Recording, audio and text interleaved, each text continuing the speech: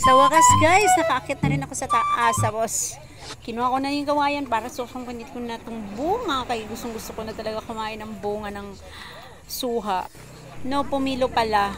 Noon kasi nung bata pa ako, ito talaga yung gawain namin na umaakit-akit sa puno. Tapos ngayon parang ang hirap na talaga akyatin, gagawin. Pero sinubukan ko lang po na makarating sa taas para yung sarili ko po talaga na papatunayan ko na kaya ko pa manungkit ng pomelo. Pero nung alam nyo mga guys, nung nakasungkit na ako ng isa, tuwang-tuwa ako kasi kayang-kaya ko pa pala umakyat sa puno.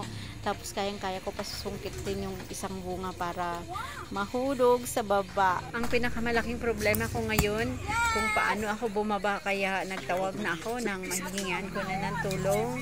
Sabi ko, tulungan nyo ako bumaba kasi hindi ko na talaga kaya to bumaba. Diyos ko, baka kung saan pa ako pupulutin. Sigurado, pagka pipilitin ko na bumaba, hindi ko na talaga kakayanin, babagsak ako. Mabilis lang kasi umakyat mga guys, pero mahirap talaga bumaba. At kung napapansin nyo dyan, hindi talaga ako nahihiya na umupo dito sa liig para makababa na po ako. Bahala na po kung ano yung sasabihin nyo dyan. Bahala, wala akong pakialam sa sasabihin nyo mga baser. Bahala kayo, basta makababa na lang po ako. Thank you Lord. At ito na nga po, binabalatan na namin para kakainin ko na si pomelo. Thank you sa'yo na nakababa ako.